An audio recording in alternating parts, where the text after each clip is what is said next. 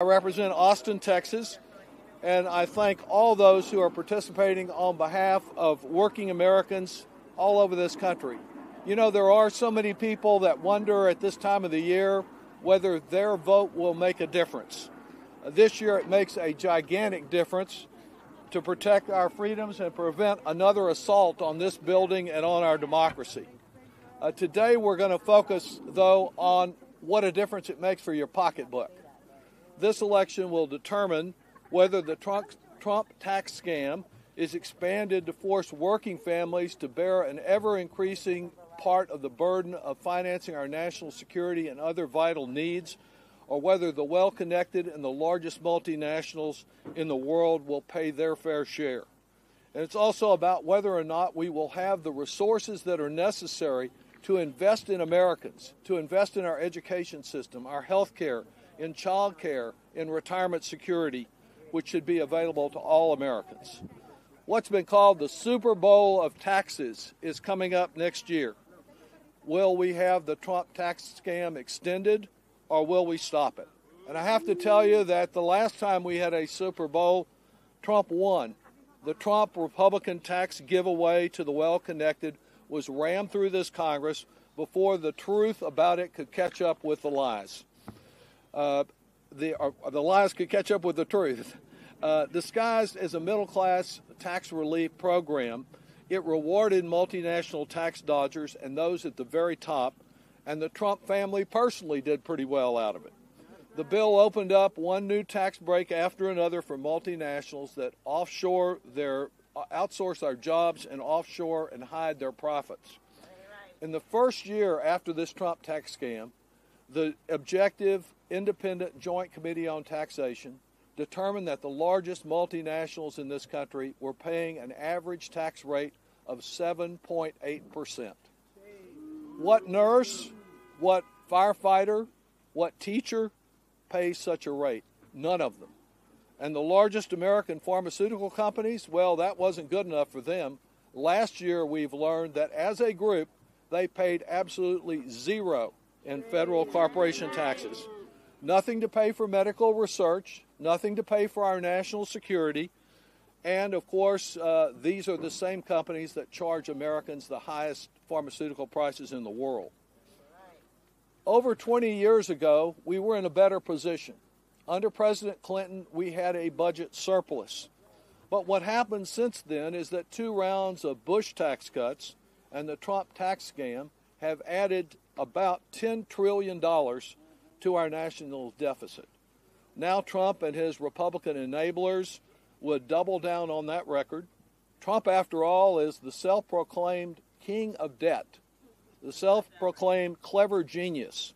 And that clever genius insists on more red ink and an estimated, according to Bloomberg, $10 trillion in additional tax giveaways that he is proposing. The level of fiscal irresponsibility leaves us bereft of the resources that we need to invest in America and Americans. The good news is it doesn't have to be that way, and that's why we have so many groups gathered here today. We can eliminate the tax incentives that outsource our jobs abroad and offshore profits and hide them from the Treasury. When large corporations and the wealthiest few pay their fair share, like most working Americans, we can place Social Security and Medicare on a sounder financial footing, and we can invest in the American people. We can, again, extend a meaningful, refundable child tax credit, and we can assure affordable health care. I'm glad to see you all because I can tell you, serving on the House Ways and Means Committee, that lobbyists are descending on our committee and the Senate Finance Committee like a swarm of locusts. They are going to be here to defend and promote every single tax loophole and giveaway. But by our engaging the American people and electing a president and a Congress who believe in tax fairness, and then by your holding each of us accountable for assuring that and overcoming the immense resistance, we can prevail. With that, I am so pleased to welcome a longtime champion of tax fairness, and that's Senator Michael Bennet of Colorado. Senator, we're glad to have you here. Good to see you. Let's give the congressman a round of applause for his incredible leadership here. And thank you all for coming out today. As he said, you are the only antidote there is to the special interests that come to this Capitol. You're the only antidote there is to the money that's in our politics. It's the voices that are being heard today. This is the beginning of a long battle that we're going to have for tax fairness in this country, and we're really happy that you're here because it gives us the opportunity to make sure that working people are represented, that America's middle class are represented, and the families that I used to work for when I was the superintendent of the Denver Public Schools are actually represented in this debate. And we need you here for this debate. You know, I sometimes look at where we are as a country, and as a result of the 40 years of trickle-down economics that we've all had to confront ever since Ronald Reagan was president, and I can't believe where we find ourselves. We're in a position today where the top 1% of Americans have a third of the wealth in the United States of America. 1/3 goes to the top 1%. And meanwhile, the bottom 50% of Americans have 3% of the wealth. That's less than 10 times the amount.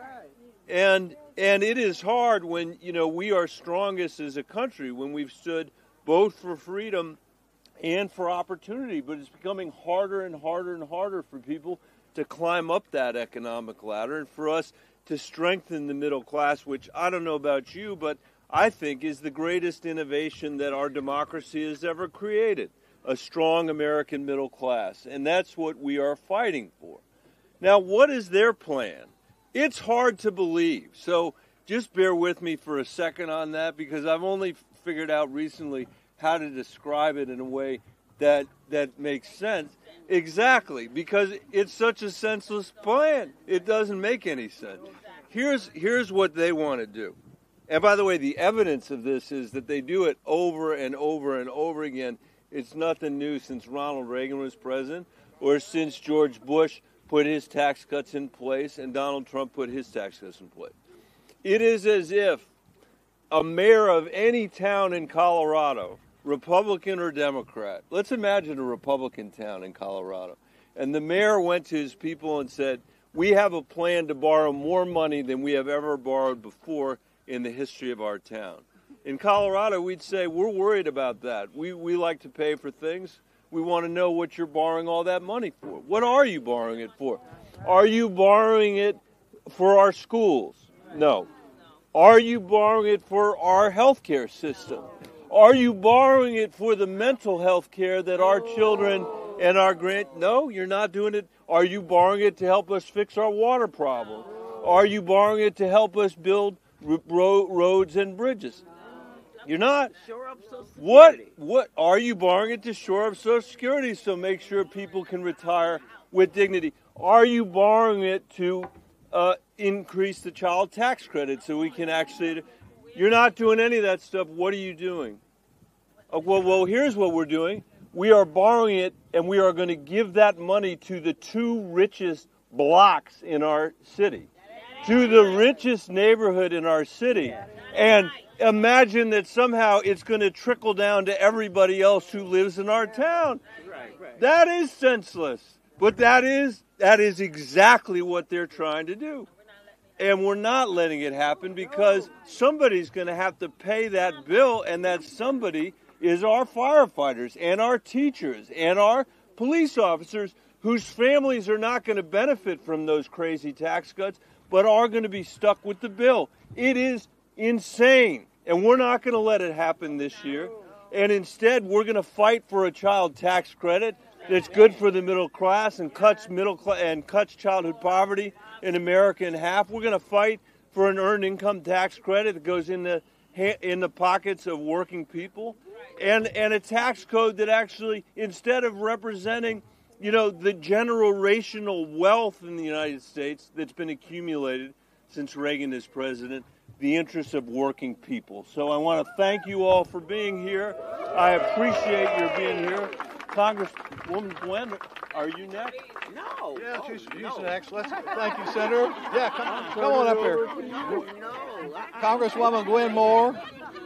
Wisconsin, a voice for working people on the Ways and Means Committee. You talk the talk. You got to tell these folks about it. Come on up here. Oh, my goodness, my distinguished colleague, Senator Bennett, and my esteemed colleague on the Ways and Means Committee, Lloyd Doggett from Texas, thank you so much, and thank all of you for gathering to speak truth to power.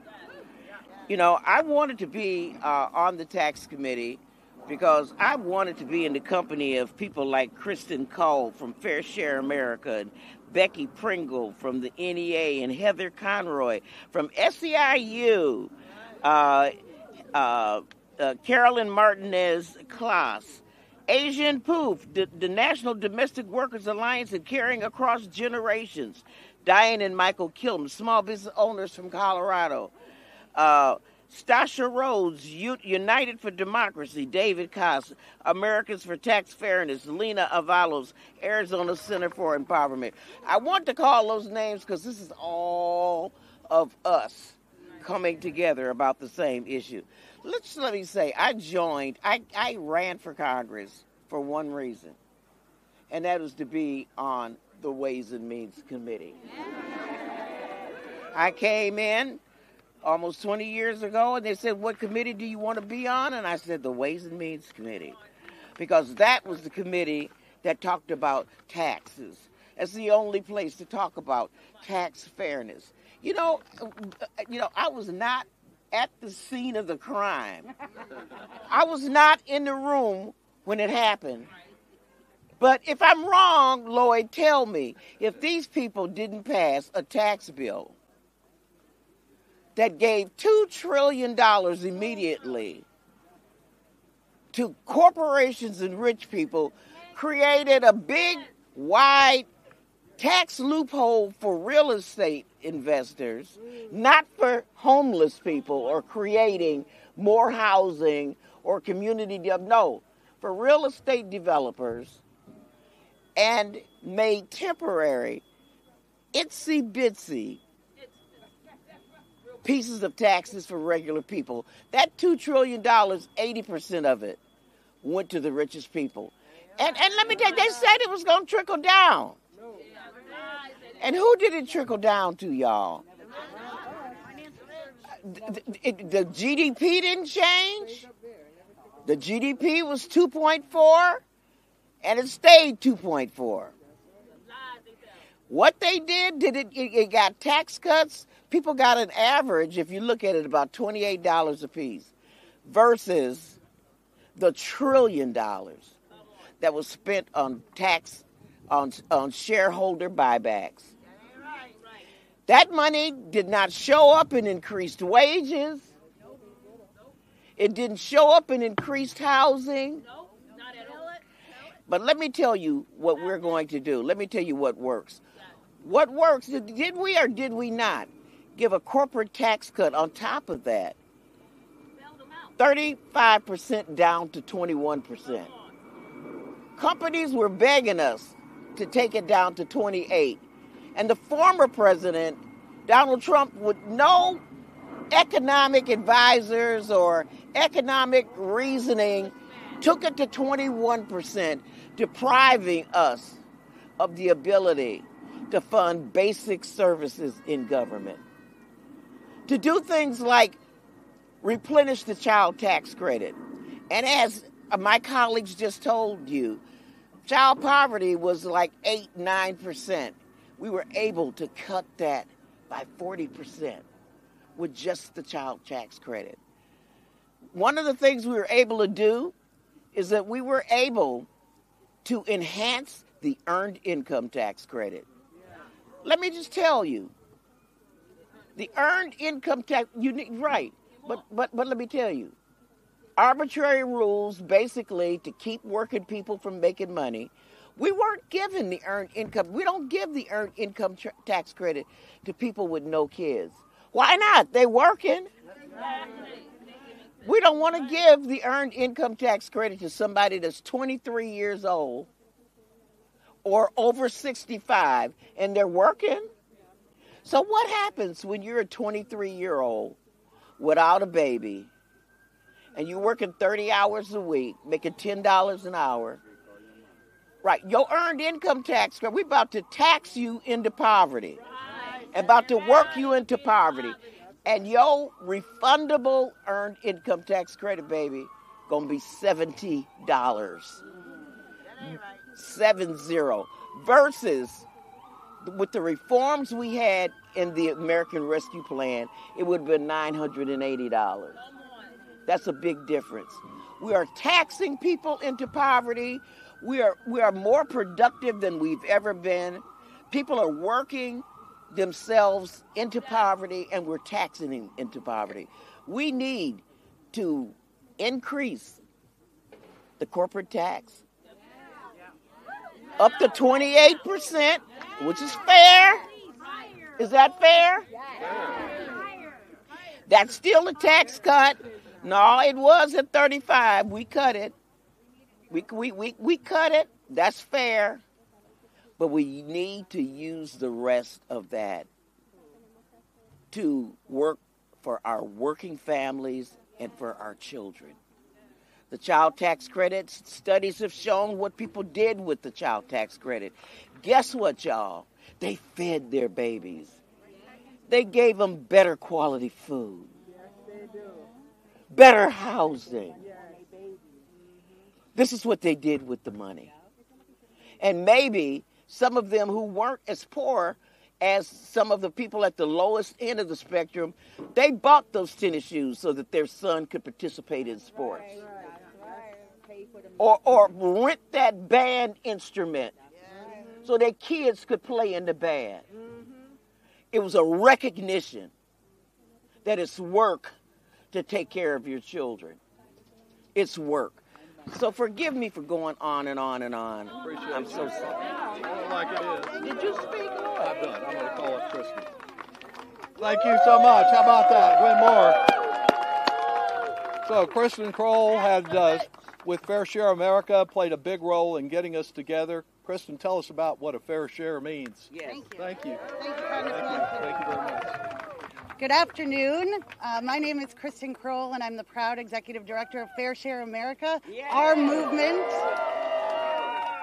movement that we have built together over the last several months, planning for today to make sure that constituents from over 22 states are here to lift their voices, to make sure our representatives know that we know exactly how this tax scam has played out at the local level in our communities. And Yes. we're not going to take it anymore. Yes. So we are getting organized. We are building a multiracial, multi-sector organization that has real people power on the ground. So they can't cut deals behind closed doors without us holding them accountable. And we want to thank our champions who are standing with us today, and we invite more champions to join this fight with all of us across the country. Thank you for being here today, and we welcome our colleagues to the stage.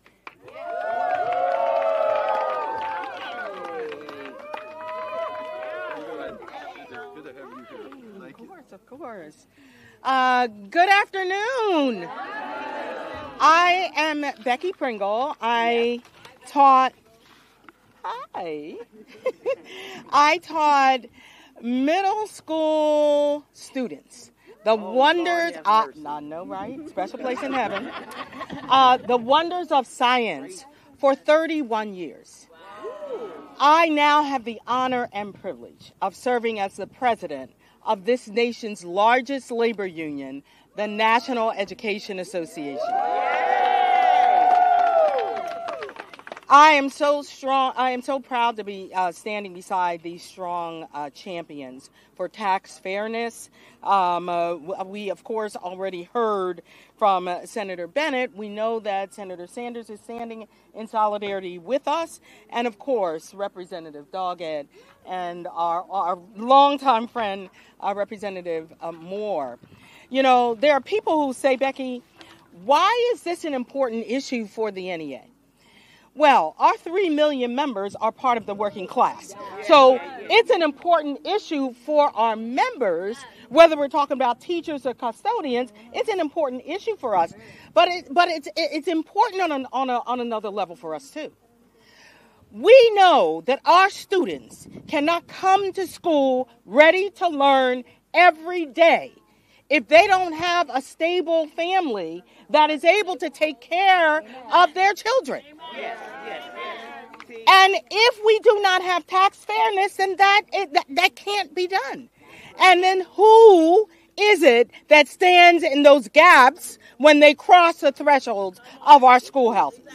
It's educators. We're the ones that have to stand in those gaps. So we're not only fighting as part of the working class, we are fighting for our students. That's what we're fighting for.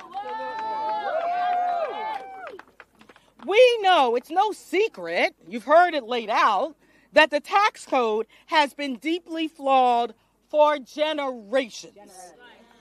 It has not generated enough revenue to support the investments we need. It has reinforced economic and gender and racial disparities that exist in every social system in this country. It has not required that the wealthy and the large corporations do their part to maintain our nation's financial health. And that in 2017, those tax cuts allowed rich and powerful people to get away with doing even less. Yes. Today, we are calling on this nation to use this opportunity of the expiring of those tax cuts to make real change, to create real tax fairness next year. We cannot, right? We cannot continue to balance our nation's budgets on the backs of students and families and communities. No teacher, no bus driver should pay more taxes than a billionaire.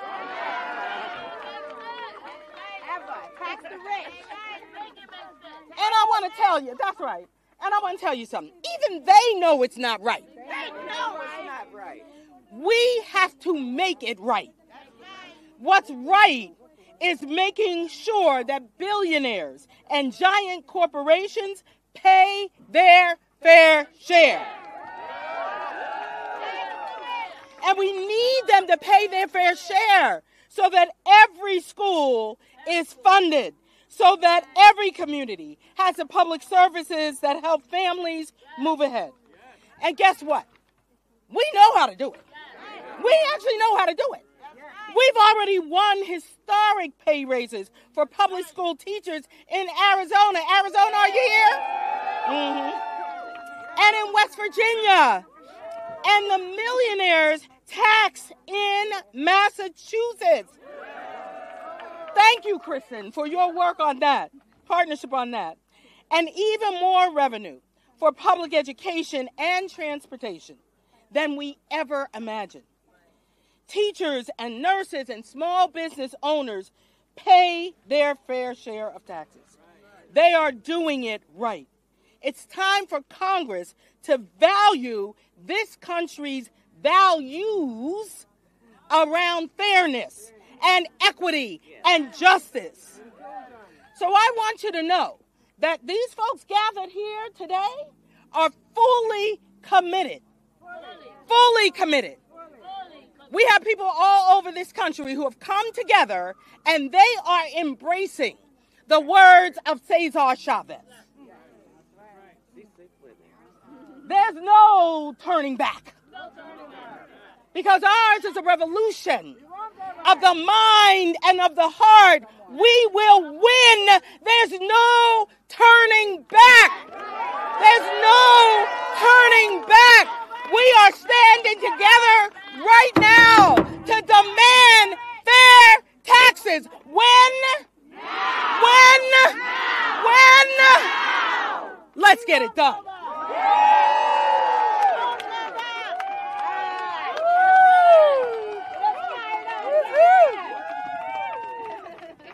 Amazing. What an honor to follow my sister, Becky Pringle, president of NEA. Another round of applause for her. Hello, fighters for tax fairness. My name is Ai-jen Poo, and I'm the Executive Director of Caring Across Generations and the President of the National Domestic Workers Alliance. And we are so proud to be standing with you today as a part of our coalition called Care Can't Wait. Yes. Because my most important identity is an identity of a caregiver. And I'm not alone, because there are 53 million caregivers in America. There are 33 million of us raising young children. 11 million sandwich generation caregivers in this country who are squeezed between the pressures of caring for our children and our aging and disabled loved ones. Does this sound familiar to you? It is so important what we do as caregivers. And yet, millions of families across this country are struggling to manage and afford care. Parents paying $11,000 per year on child care. Disabled people stuck on waiting lists, hundreds of thousands of people long for services they're eligible for. Family caregivers forced into impossible choices between going to work to pay the bills and caring for the people they love. Care workers who cannot afford to take care of the people that they love, despite working hard every day to care for us. Something is deeply wrong when that is our reality, when the most important work and relationships we have in life remain unsupported and undervalued, when our systems continue the inequality of care that plagues this country rather than level the playing field. And imagine if it were the opposite. Imagine if we prioritized investments in making childcare affordable, investments in making aging and disability care available to everyone who needed it, and making every job in the care economy a good living wage job that you could take pride in and support your family on. That is possible in America. Yes, it is. And on one level, it's so simple. If the people who have the most pay their fair share, that could be our future. If the people who have the most pay their fair share, everyone's fundamental needs for care could be met in this country. It means ending the giveaways and loopholes that benefit billionaires and corporations who do nothing to help our families and communities. And tax fairness comes down to a question of care. It's about how we hold one another to the aspiration of a country that believes in both caring for our families and the dignity of work. Care workers around the country right now are modeling those values, working hard, showing up to care for us every day, going home, caring for their families, paying their taxes, organizing to change policies so that we can all have care, and they do it on poverty wages. The least we can do is fight for the fairness in our tax policies that would actually give them a shot to succeed. Are you with me? Yes. Are you ready? Yes. Tax fairness when? Now. How did I get stuck following the two of them? Fair taxes when? Now. Fair taxes when? Now. Thank you so much. I'm Stasha Rhodes, Executive Director of United for Democracy, and I am here because fair taxes matter to our democracy. The tax code is foundational to nearly all economic and social policy in our democracy. It can be used to generate the public resources needed for shared growth, to combat poverty, and to address long-standing racial and gender inequities. Or it can be shrunk down to the point where a false sense of scarcity holds and pits priorities and communities against each other. It can be aimed at checking excessive concentrations of wealth and power and encouraging productive investments towards inclusive prosperity for all of us, or it can be used to incentivize hoarding and to reward those who already have the most. It can foster community and reinforce shared interest and a shared future, or it can breed distrust, and frustration at a system that appears to be rigged in favor of the wealthy. We see a rigged tax system as evidence of a rigged democracy. Yes. The sense that the system only works for the rich and well-connected, that it doesn't work for us. That's right. In fact, in most cases, it feels as if it works against us. This undermines our faith in our government and in our democracy. Right now, the public believes that the rich and giant corporations pay too little in taxes. That's right. And that the well-connected are benefiting from special giveaways that benefit only the folks at the very top. And they're right. After 20 years of unpopular tax cuts for the rich, we need to tell a different story.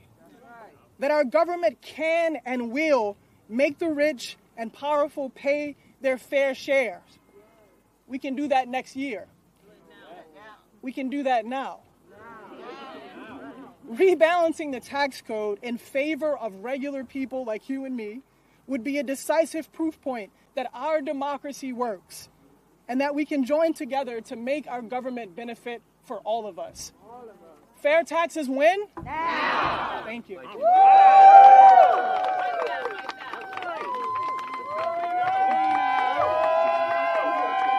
Buenas tardes, good afternoon. My name is Lena Avalos. I'm honored to be sharing this space with so many powerful people with Fair Share America. I am the Senior Policy Advisor at the Arizona Center for Empowerment.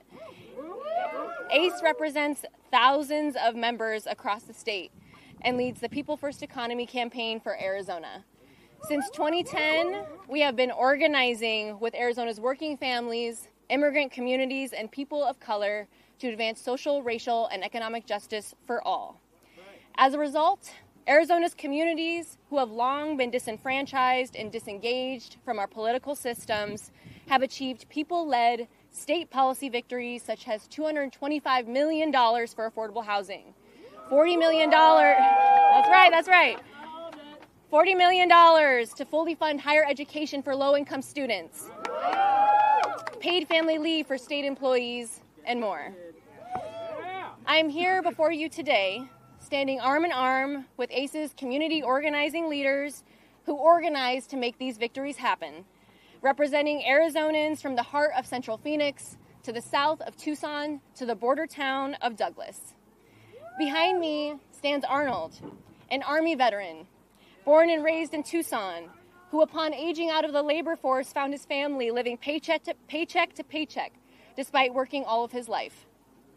To my right is also Luis, who grew up in a family of educators, and with no access to paid leave, a single critical life-saving surgery put Luis's father out of work for almost a year and forced his family to seek second jobs just to afford rent and make ends meet. And finally, I am joined by Jaden, a young woman of color who has felt firsthand the lack of proper investment in state public health care systems, and who, upon overcoming her own mental health struggles, now organizes around fully funding mental and physical health care programs. It was imperative for us to be here today because we know that building an economy that puts people first cannot be accomplished through singular historic investments in our home state. We know that the story of tax and budget policy at the Arizona State Legislature is the same story that has echoed those halls for generations. But most importantly, we know that at the center of tax inequality in this country aren't numbers and graphs, but the lives of ordinary people, working class people, and communities of color who are struggling in an economy that wasn't built for us. But I'm here today to tell you that we, the people, are ready to take back our economy. One that for too long has disregarded us, for too long has divested from us, and for too long has been governed by politicians who prioritize the profits of billionaires and corporations over everyday people. We know a future is possible where everyone has access to housing, healthcare, and a good education, and where the wealthy and corporations are paying their fair share. Arizonans are ready to fight for that future. Ohioans are ready to fight for that future. Americans are ready to fight for that future, and we are here to demand that the politicians who sit in the People's House from Arizona to Washington, D.C. fight for it too. Thank you. La lucha sigue. Se puede. Se puede. Se puede. Sí se puede. Sí se puede. Fair taxes when? Fair taxes when? Thank you all so much for being here. My name is David Shadburn. I'm a senior government affairs advocate with the League of Conservation Voters. We are all here today because we are tired of corporations and the wealthy not paying their fair share in taxes. We are tired of being told that deficits caused by these corporate handouts are the reason why we can't invest in our communities, like protecting the air we breathe and the water we drink. And we are tired of being told that investing in good-paying, union, clean energy jobs in the affordable clean energy economy are giveaways, but continued taxpayer-funded subsidies for polluting industries that are causing cancer and other harmful illnesses disproportionately in low-wealth communities of color, that's okay. Climate advocates know how important the upcoming debate around a tax bill is because we have seen the impact of tax policy, both good and bad. When Republicans had their trifecta back in 2017, they used their tax bill to eliminate clean energy tax credits and to provide giveaways for their big oil donors at the expense of our communities in the form of historic tax breaks for polluters and a horrible poison pill rider opening the iconic Arctic National Wildlife Refuge to drilling. But I want to talk about what tax policy can do when your focus is to drive positive, meaningful change. In 2022, when Democrats had a trifecta, we passed the Inflation Reduction Act, a once-in-a-generation climate bill that spurred the affordable clean energy economy into action.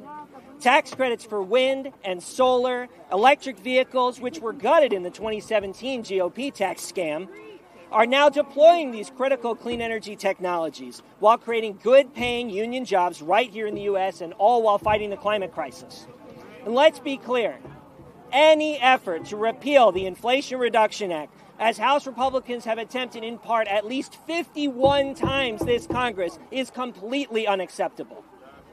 So when Congress revisits a tax bill next year, we need our elected representatives to stand up for our communities. We need to not only end these unfair, deficit-driving tax cuts, but it's time to make sure that the corporations and the wealthy pay their fair share and ensure no CEO is paying less in taxes than everyday workers. We need to not only end the subsidies that these polluting industries receive, but make polluters pay for the damages and diseases that they've caused. And we need to not only protect the historic climate change fighting clean energy tax credits in the Inflation Reduction Act, but invest in the health of our communities, in the affordable clean energy economy, and ensuring a livable planet and future for us all. The movement to tackle the climate crisis and protect our environment is inextricably linked with the movement for tax fairness. We're honored to be in this together. Thank you all so much. Thank you. But since the climate is speaking, let's try to cut them as short as possible. Let's do that. I'm an Oregonian, so I shouldn't mind, but I kind of do. Hello, good afternoon. I'm Heather Conroy, and I'm an Executive Vice President of SEIU, Service Employees International Union.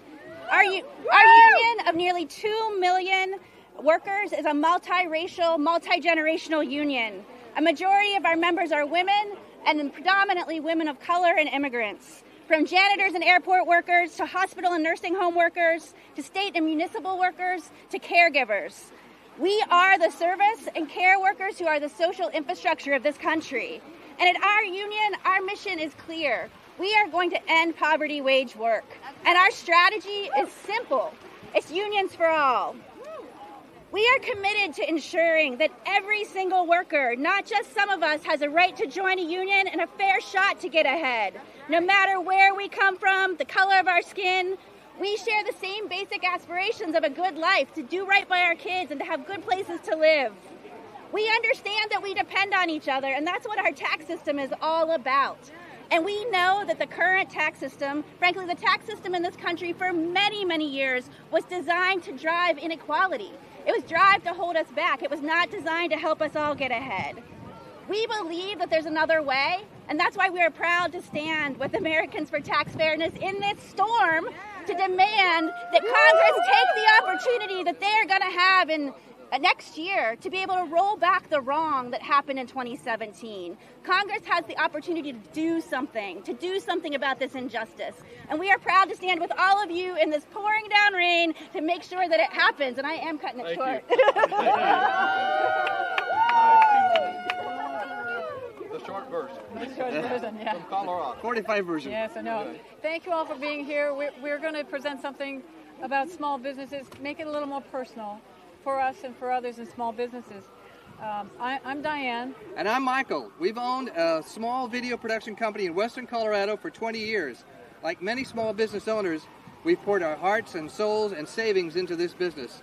Our company has given us the opportunity to hire local people, serve local clients, and help fuel our local economy. When the 2017 GOP tax law passed, we were told this law would help small businesses thrive. We were told it would make it easier for us to grow and compete. But I got to tell you, that hasn't been the case. We're here today because the promises politicians made to small business owners like us turned out to be flat out untrue. Instead of seeing opportunities, we've watched as big corporations and the ultra-wealthy got huge tax breaks and took advantage of loopholes while small business owners like us saw little to no benefit. We're still facing the same struggles with high costs and tight margins and challenges that are only made worse by an unfair tax system. So we've traveled from Colorado to be here today.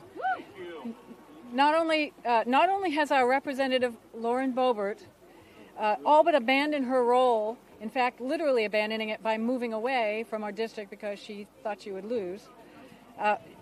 She's left us with terrible policies that do nothing to help business owners like us.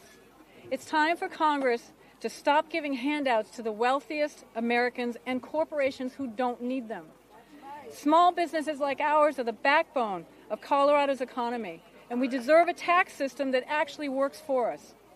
Instead of extending a law that hasn't delivered for Main Street businesses, we need a fair tax code where corporations and the ultra-wealthy pay for their fair share. That's the kind of change that will make a real difference for businesses all over the country, especially in Colorado, and communities like ours. Thank you. Thank you. You have any more, Chris? How about we take questions indoors, unless you want to, you stayed to ask them? Yeah. Yo, I'm sorry? Excuse me. So, will we let a little rain set us back? No! So I'm David Cass. I'm the Executive Director of Americans for Tax Fairness. I just have a little question for you. Do you think that the rich and big corporations deserve more tax cuts? No. You know, my hearing's not as good as it used to be. I'm sorry to hear it. Do you think that the rich and big corporations deserve more tax cuts? No! All right, that's what I'm talking about now. So now we are united by three things here today. First off, no tax cuts for people making over $400,000 a year. They don't need more tax cuts. Second off, we've got to raise taxes on the rich and big corporations so we can make sure that we have enough money to invest in our communities. And then we need to make sure they pay their fair share.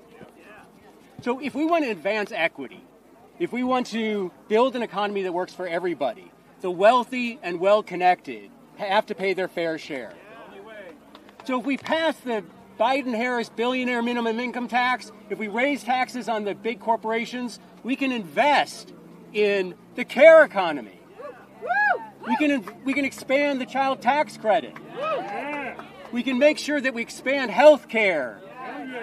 Those are the things we can do. Now, if there are any secret billionaires here today, undercover maybe, first off, lunch is on you.